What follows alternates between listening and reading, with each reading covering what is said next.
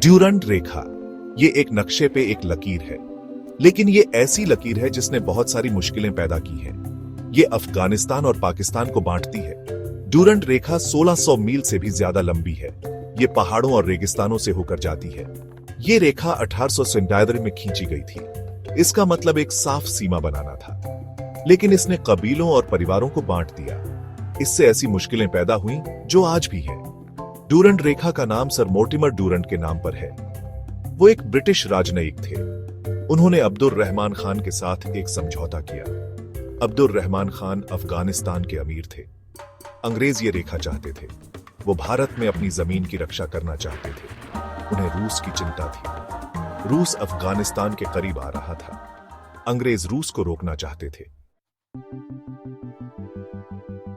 यह समझौता 1873 में हुआ था। यह एक आसान सा समझौता था। इसमें कहा गया था कि ड्यूरंड रेखा ही सीमा है, लेकिन इसमें यह नहीं बताया गया था कि इसका मतलब क्या है। इसमें यह नहीं कहा गया था कि कबीलों पर किसका नियंत्रण होगा। इसमें यह नहीं कहा गया था कि सीमा कौन पार कर सकता है। इससे बाद में दिक्कतें हुई। अफगानिस्तान ने कहा कि समझौता सही नहीं था। उन्होंने कहा कि उन्हें इसे जबरदस्ती मानने पर मजबूर किया गया था। अंग्रेजों ने कहा कि समझौता साफ था। उन्होंने कहा कि अफगानिस्तान सीमा के लिए राजी हो गया था। ड्यूरंड रेखा पाकिस्तान और अफगानिस्तान के लिए एक समस्या बन गई। पाकिस्तान 1947 में एक देश बना। उन्होंने कहा कि ड्यूरंड रेखा ही सीमा है। अफगानिस्तान सहमत नहीं था। उन्होंने कहा कि समझौता मान्य नहीं है। इससे दोनों देशों के बीच तनाव पैदा हुआ। वे सीमा पर लड़े। उन्होंने अलग अलग गुटों का समर्थन किया। ड्यूरंड रेखा उनके बीच की समस्याओं का प्रतीक बन गई। सर मोर्टिमर ड्यूरंड एक ब्रिटिश राजनयिक थे। उन्हें एक समझौता करने के लिए अफगानिस्तान भेजा गया था। वो एक स्पष्ट सीमा बनाना चाहते थे। वो रूस को भारत के करीब आने से रोकना चाहते थे। ड्यूरंड अब्दुल रहमान खान से मिले।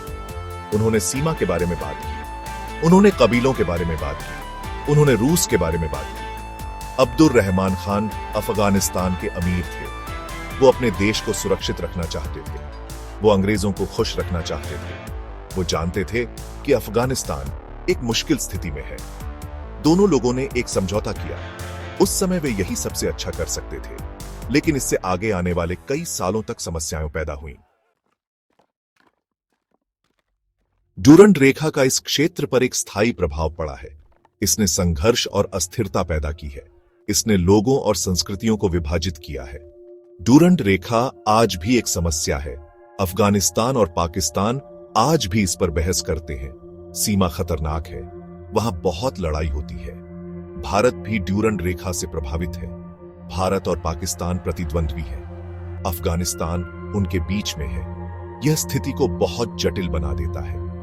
ड्यूरंड रेखा अतीत की याद दिलाती है। यह ब्रिटिश साम्राज्य की याद दिलाती है।